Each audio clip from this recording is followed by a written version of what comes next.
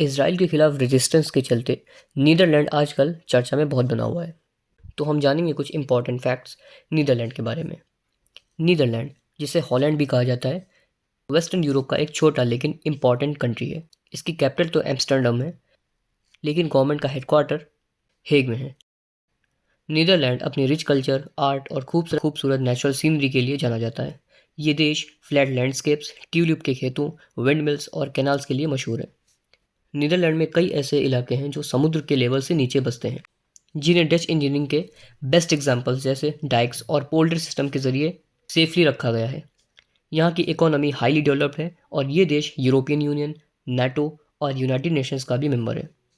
इसके अलावा नीदरलैंड्स ने इंटरनेशनल लेवल पर ह्यूमन राइट्स, पीस और लॉ के मामले में बहुत इंपॉर्टेंट कंट्रीब्यूशन दिया है।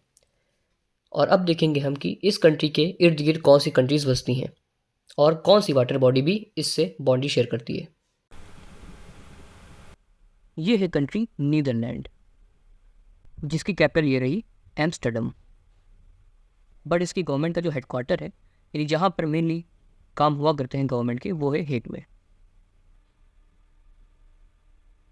ये रहा हेग, जहाँ पर नीदरलैंड की गवर्नमेंट का हेडक्वार्टर है। और आपको पता होना चाहिए, इसी हेग में ICJ यानी इंटरनेशनल कोर्ट ऑफ जस्टिस का भी हेडक्वार्टर है। यानी यहाँ पर, यानी नीदरलैंड में इस कंट्री का तो हेडक्वार्टर है ही, साथ में इंटरनेशनल कोर्ट ऑफ जस्टिस का भी हेडक्वार्टर यहीं पर सिचुएटेड है। फिर बात करेंगे इसकी बाउंड्रीज की कि कितनी कंट्रीज इसके साथ अपनी बाउंड्री शेयर करती है।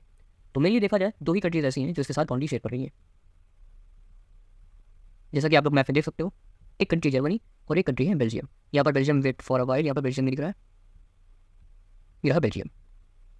फिर से देखो, ये है जर्मनी और ये है बेल्जियम, जो नीदरलैंड कंट्री से अपनी बाउंड्री को शेयर करती है।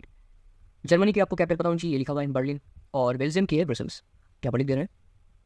ब्रुसेल्स। ये है गैप।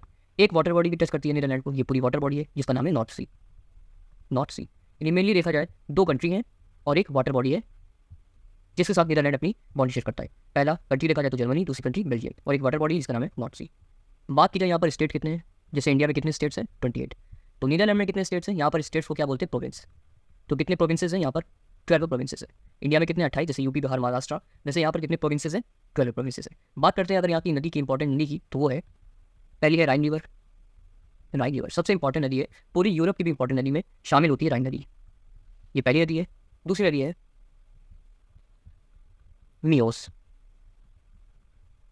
और तीसरी नदी है शेल्ट।